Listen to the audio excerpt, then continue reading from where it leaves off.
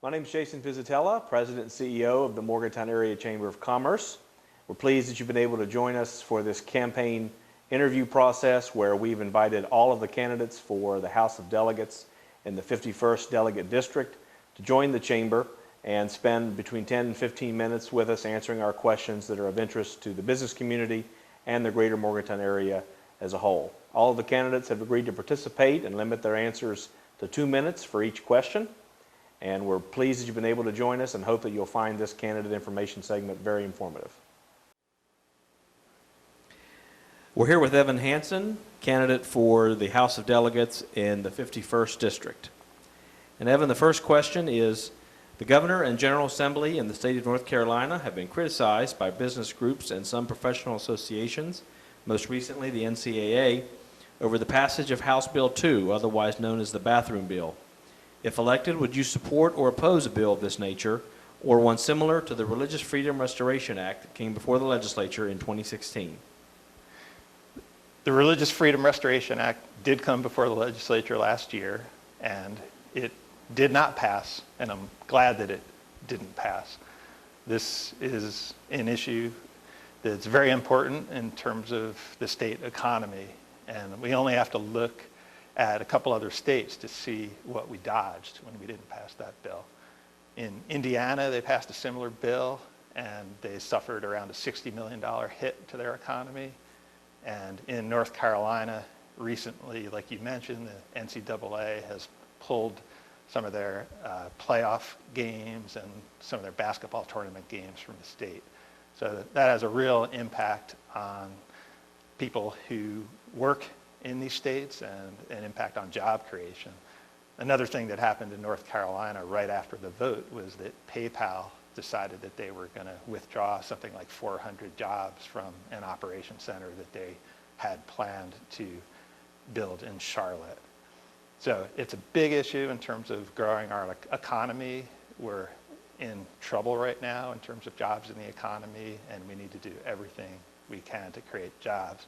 Now, on top of that, it's an issue related to how we could best attract and retain young people in West Virginia. And young people want to be in a welcoming and in an inclusive environment. And we need as many West Virginians to stay here, and we need to attract as many young people from out of state to move here. So for all those reasons, I would oppose that type of a bill. The state of West Virginia's budget has become increasingly challenging in recent years due to reduced severance tax revenue from coal and natural gas and with the effects of the ongoing recession. Would you support increasing taxes to ensure that the state maintains the constitutionally required balanced budget? Why or why not? Well, we had a very big budget shortfall last year, and we're going to have a very large one next year. So this is a critical issue as well. And there's really not that many options if you want a balanced budget. You can either cut your spending, or you could increase revenues, or you can draw from the rainy day fund, or some combination of the three. And the challenge is that over the last several years, we've already cut a lot from the state budget. We have a very lean budget at the state level. Now, there still may be some additional cuts that could be made, and if we find those, we should make them. But we need to look at options for increasing revenue as well. We need to make some investments, and if you make smart investments, they'll pay off over time, and they'll help us grow the economy. So there are different options for raising revenues. One example was in Governor Tomlin's bill, in his budget last year, when he proposed removing a sales tax exemption for people who use cell phones. And that never saw the light of day last session, but we should look at that, and we should look at a whole range of other options. And I can't tell you exactly what I would support or oppose until I see the whole package for how we're going to balance the budget through both increased revenues and cuts in spending. But I am open to the idea, and I do think it's important for us to invest in order to get rewards down the road. According to officials at West Virginia University, WVU has sustained approximately $30 million in budget cuts over the last 3 fiscal years. In light of these cuts, what actions would you pursue in the legislature to ensure that lawmakers do not continue to balance the state budget on the backs of higher education institutions like WVU?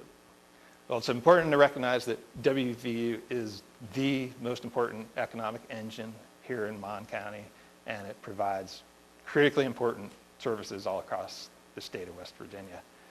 It employs something like 26,000 people, and compensation in terms of wages and benefits totals something like $1.6 billion. And this is money that flows through the local economy. There was a study that showed that in this part of the state, it has between a $3.5 and $4 billion impact on the local economy. So it's not just people who work at WVU that would be impacted, but it's the whole community that depends on a strong institution. There was also a study done that looked at the return on investment for every dollar of state funding that's spent at WVU, and it showed a 40-to-1 return. And people in business would die for a return on investment of 40-to-1. So I think we need to take that into consideration when we think about how much state funding should go here. Now, when you think about the economic problems that we have and the need to create new jobs, one of the most important things we can do is to have a well-educated workforce. And that means investing in public education. So that's another reason why we need to hold the line on WVU funding and make sure that it's well funded. Because if we're going to dig ourselves out of this economic crisis in West Virginia, one of the most important things we can do is have a well-educated workforce.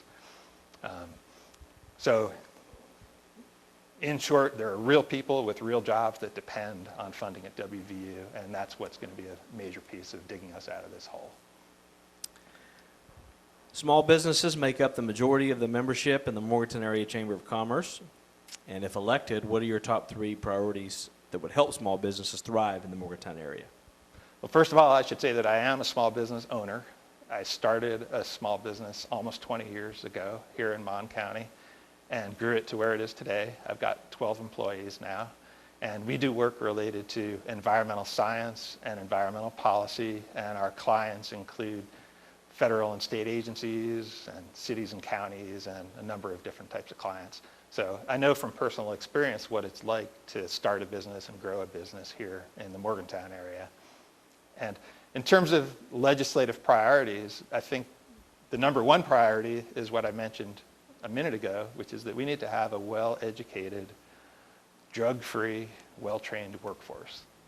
We have so much going for us in West Virginia, and having an even better educated workforce would go a long way toward helping small businesses. The second thing that we need to do in Charleston is make sure that we fully fund our infrastructure. This is a big issue in the Morgantown area, not just paving our existing roads, but building new roads and new infrastructure, because we're a growing area. And the third thing that's important for small businesses is improving the quality of life here in the Morgantown area.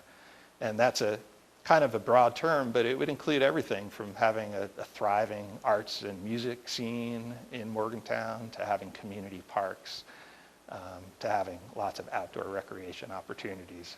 And the reason for that is that businesses that are considering where to create jobs look at things like that. They want to go to a place that has high quality of life.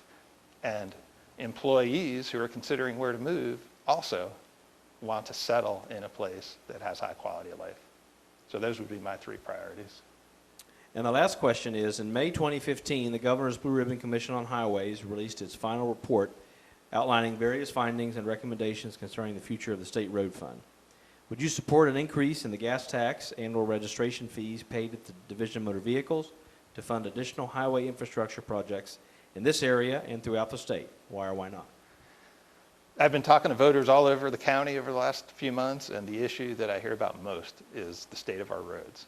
It's a big issue, and I don't think it's too much to ask that Charleston takes care of our roads. You only have to go across the state line to Pennsylvania or Maryland, and you can see that it's possible. But the challenge is that we have to have the revenues to do the job. And for that reason, I think we do need to look at increasing revenues. There are a couple reasons why the revenues are down. One is that the price of gas is down, so the gas tax amount is lower than it had been in the past. And the revenues are also down because people are driving more fuel-efficient vehicles. And again, that means the gas tax revenues are down. So we need to look at ways to adjust that so that we could fully fund our road system and take care of our roads. Now, over and above fixing the potholes and ditching the sides of the roads and things like that, here in Mon County, we're growing and there are needs for new infrastructure and new roads. And one of the good things that the legislature did last year was called the Local Act, and that allows counties to have a referendum to potentially add 1% to the local sales tax for a fixed period of time that's tied to a specific road project. And I think that's a good approach because it puts the question to the voters, and it would allow us as a county to put forward a very specific road project and to fund it over a short period of time and then move on to the next one.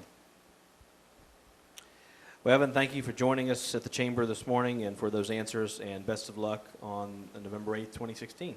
Thank you.